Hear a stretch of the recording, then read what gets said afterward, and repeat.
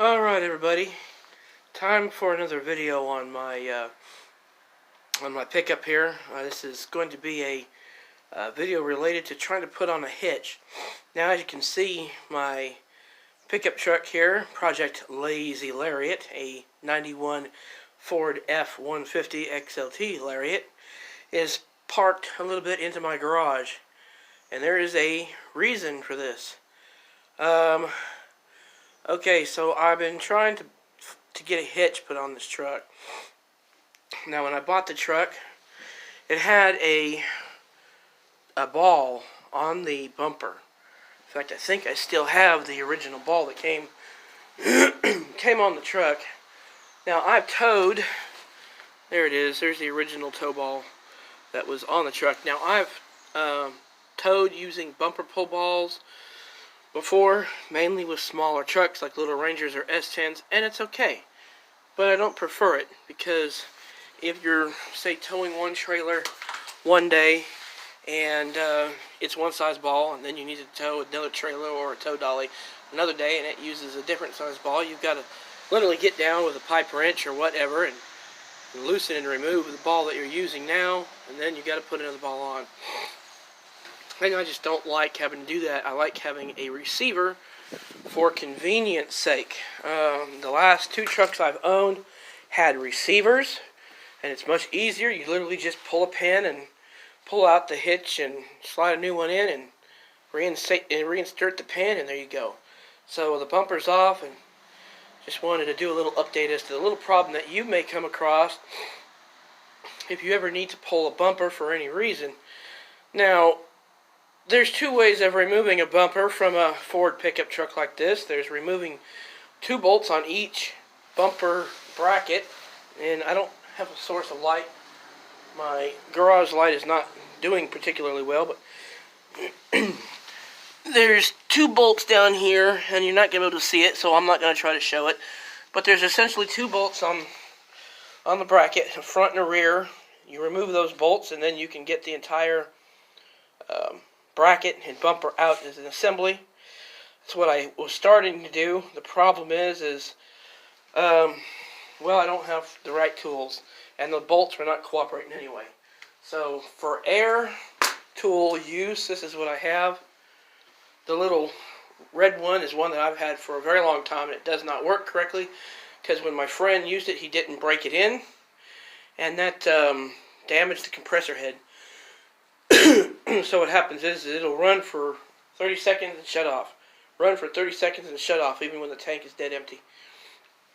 The black one, which is basically the same thing, was given to me by a friend, and it works great, but it doesn't have the capacity and volume necessary to use an air gun long enough to break these kinds of bolts loose. So what I ended up doing, after trying and failing to work on this truck and get the bumper off myself, what I ended up doing was taking the truck to a local shop, told them I wanted the bumper removed, and if the hardware broke, the hardware broke, but I guess I wasn't specific enough. Instead of removing the brackets with the bumper from the frame, they removed the bumper off of the brackets entirely. And so that's what I've got sitting here. So now, I've got to worry about something here. I'm going to have to replace the hardware. I hope there's enough light that you might be able to see this. There's a hole here for a bolt. There's a hole here where a bolt broke in it. Then there's a hole here for a bolt, and then there's a little bitty thing down here, and this is a ground for wiring, and I'm assuming that ground wiring goes to my tag light, and they just cut it. I'm assuming they just cut it. I don't know. So that's going to have to come off, but my immediate problem is the one bolt is broke off. I'm hoping you can maybe see it. With a little bit more light, you can see right here. This is one of the main bolts that mounts the bumper to the bracket, and it is seized on there good. They snapped it. And then, of course, there's this little nut and bolt here that's a ground nut and bolt for the ground for the, I'm assuming, for the tag light assembly. So that's what I had to deal with when they removed the bumper. So now, in order to do the hitch, this is what I've got. I wanted a hitch that goes on the frame, but Those are at least $100, and I don't call my channel Poor Redneck World because I got lots of money. So this was given to me by a friend. He got it off of another truck that I don't remember what he did with it. This is a receiver hitch designed for to be bolted on bumpers. There are bolt holes down here, but you would have to drill out your bumper and then mount it with some good hardware. And I didn't want to do that. Another friend of mine uses this style of hitch, except it's welded on solid. So that's what I had done here. I do not own an appropriate welder to handle this thick of material. All I've got is a wire feed welder. I think it's a, I don't know. It's one about a Harbor Freight. But anyway, it doesn't put out enough oomph to weld something as thick as this. So $50 is what this cost me to have this unit welded on the bumper. And it looks like it did a good job. They ran a bead across this lip, up here, and then if I was to flip it, it would be the same on the reverse. So this bumper receiver is on there good and stout. It's ready to go back on the truck, but there's the issue of the broken bolts. Now, I've already went to Lowe's and bought the hardest grade bolts that they sell, which was grade 8, if I remember correctly. So the only issue is number one, I've got the one bolt that's in that bracket that needs to come out, and then back further, I managed to get one of the bolts that comes through the frame and bolts the bracket to the frame. I got it about 3/4 of an inch out, and it just stopped and wouldn't go any further. So I'm kind of stuck here until I can get the right tools. So that's kind of the update on what's going on with Project Lazy Lariat. I've got a friend that loaned me a cutoff tool, and I've got some blades for it, so I'm going to use that to hopefully, and I say hopefully, I'm going to cut off what's left of this bolt here. I'm going to heat all this up with a propane torch, the metal around it, and then I'm going to try to back the bolt off. If not, I'm going to cut the head, and again, I apologize for the crappy filming. I'm going to cut the head into quarters like you're cutting a pie, and hopefully that'll loosen everything up enough to be able to pull the bolt out of there. The other bolt on the inside is going to be a different story. I've got to get the right wrenches to try to get it loose and either take it completely off and then replace it with another bolt from Lowe's, or I got to try to tighten it down. Either way, this is kind of where we're at with Project Lazy Lariat. I have not done much to the truck lately due to the rain and the cold weather. We are on the tail end, after all, in Oklahoma. But I have lined up some parts and things for it. I've got the rebuild kit for the driver's side door hinge, which does not allow the door to seal correctly. It sags, lets rain in, and doesn't work right. So I've got that to deal with. I've got the kit for it. And eventually, come spring, I'm going to be pulling the bed off of this truck in order to deal with a fuel tank issue. Again, this is a dual tank truck. So it's got a front and rear gas tank. It's running only on the rear tank right now. If you flip to the front tank, the gauge pegs all the way to full and beyond, and it doesn't kick on the pump. It doesn't run. It just, the engine dies.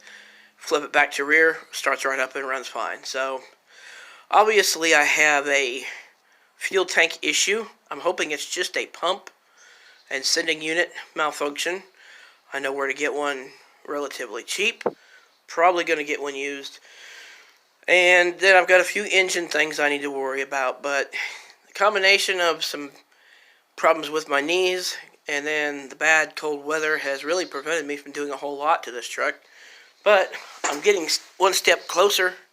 I've got the bumper ready to go, and that is the balancer off of the original engine.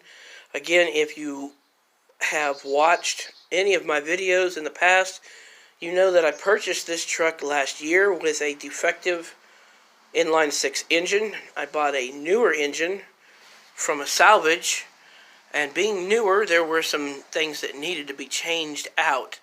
And one of the things that still needs to be changed out is that balancer pulley, so that I can put a timing light on it and get the correct timing on it, because I suspect it's a little out of time. When it gets warmer, I'm going to tinker with the distributor a little bit and see if I can smooth it out. But it runs good. It's been driven a number of times to do a number of things, and that's about it. I do have another project that has just come to me.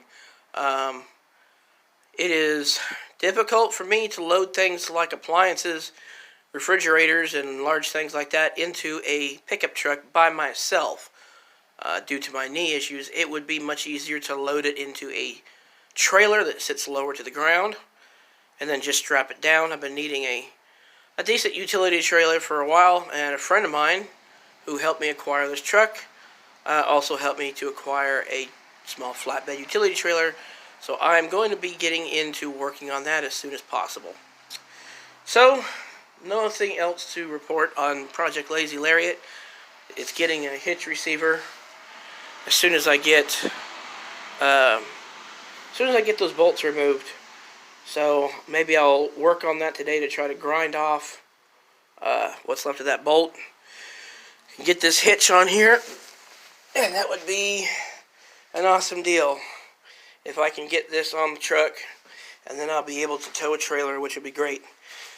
This damage right here, this little right here, was caused because this hole where the hitch originally was, or where the ball was loose on the shank, and it was doing this business. Whenever they would pull hard, it would do this. It was actually worse than that. I think they straightened it out some, but this is what I got, and hopefully within the next few days that's going to be on there.